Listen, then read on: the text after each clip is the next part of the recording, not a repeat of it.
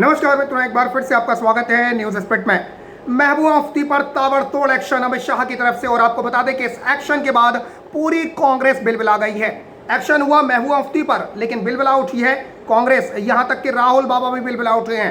Action क्या है वो आपको बताऊंगा, लेकिन सबसे पहले कमेंट में आप मुझे बताएं कि महबूबा मुफ्ती के साथ क्या सलूक किया जाना चाहिए। ये वही महिला हैं जो ये कहती थी कि जम्मू कश्मीर से अगर धारा 370 हटाई गई तो कश्मीर में तिरंगा उठाने वाला कोई नहीं मिलेगा। लेकिन आज तिरंगे लहरा रहे हैं जम्मू कश्मीर में शान से, लेकिन महबूबा मुफ्ती नजरबंद हैं। तो मित्रों, खबर को शेयर कीजिएगा। साथ ही साथ आपको बता दूं कि महबूबा मुफ्ती की नजरबंदी को अब 3 महीने और बढ़ा दिया गया है। अब महबूबा मुफ्ती 5 नवंबर तक हिरासत में रहेंगी।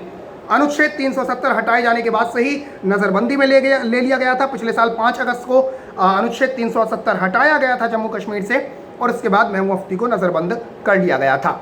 तो अब 3 महीने नजरबंदी को और बढ़ा दिया गया है, और गृह विभाग की तरफ से आदेश जारी किया गया है जिसमें कहा गया कि महबूबा अगले 3 महीने तक हिरासत में रहेंगी, और इस दौरान उनका आवास फेयर व्यू उप जेल में तब्दील रहेगा।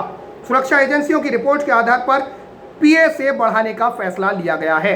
पब्लिक सेफ्टी एक्ट के तहत महबूबा मुफ्ती को हिरासत में लिया गया है, यानी सार्वजनिक सुरक्षा अधिनियम के तहत हिरासत में लिया गया है। और दरअसल आपको बता दूं कि 5 मई को 3 महीने के लिए हिरासत की अवधि बढ़ाई गई थी, जो कि 5 अगस्त को खत्म हो रही थी, और 5 अगस्त के खत्म होने से पहले ही, आने से पहले ही हिरासत अवधि को 3 महीने और बढ़ा दिया गया है।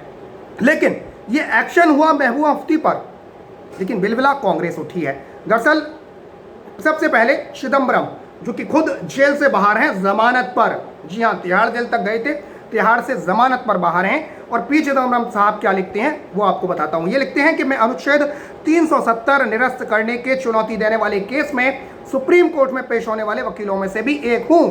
अगर मैं अनुच्छेद 370 के खिलाफ बोलूं, जैसा कि मुझे करना चाहिए, तो क्या यह सार्वजनिक सुरक्षा के लिए खतरा है? हमें सार्वजनिक रूप से आवाज बुलंद करनी चाहिए और महबूबा मुफ्ती को रिहा करें की मांग करनी चाहिए। रिहा करने की मांग वो नेता कर रहे हैं, वो महानुभाव कर रहे हैं जो खुद जमानत पर बाहर हैं। समझिए मतलब। दूसरी तरफ कांग्रेस के 50 साल के युवा राहुल गांधी ने भी हमला बोला है, और राहुल गांधी क्या कहते हैं वो लिखते हैं कि भारत के लोकतंत्र को तब और नुकसान हुआ जब भारत सरकार गैर कानूनी रूप से राजनीतिक नेताओं को हिरासत में ले रही थी। ये सही समय है कि महबूबा मुफ्ती को रिहा किया जाए। लोकतंत्र का ज्ञान आ गया राहुल गांधी को।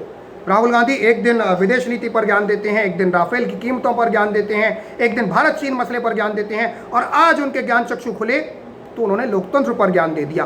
लेकिन मजाकिया नहीं है कांग्रेस और लोकतंत्र की बात। राहुल गांधी वो वाले दुग्गल साहब लगते हैं, जो दुग्गल साहब आपने देखी होगी मूवी, कि दुग्गल साहब कभी कुछ बन जाते थे लेकिन दुग्गल साहब को पता नहीं होता था। तो राहुल गांधी जो दुग्गल हैं वो आज बने हैं लोकतंत्र के ज्ञाता, और उन्होंने कहा कि लोकतंत्र को नुकसान हुआ है। आए दिन वो आजकल वीडियो जारी कर रहे हैं, और कभी कोरोना को लेकर, कभी अर्थव्यवस्था को लेकर, कभी भारत चीन के मसले को लेकर 2.5 मिनट का 2 मिनट का एक वीडियो बनाकर चले जाते हैं और ज्ञान थोप कर चले जाते हैं। लेकिन ये ज्ञान चक्षु तब कहाँ बंद थे जब 70 साल इस देश पर राज किया था। ये ज्ञान चक्षु अचानक से खुल रहे हैं।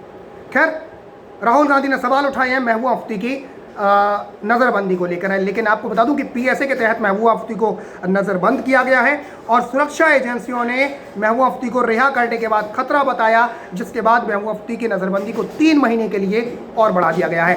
तो अगर आप समर्थन करते हैं केंद्र सरकार के इस फैसले का, तो खबर को शेयर करें, साथ ही साथ न्यूज़ स्प्रेड को सब्सक्राइब करें, और बराबर में जो बेल आइकन है, जो घंटी का निशान है, उसे ज़रूर दबा दें। फिलहाल के लिए इतना ही। जय हिंद, जय भारत, नमस्कार।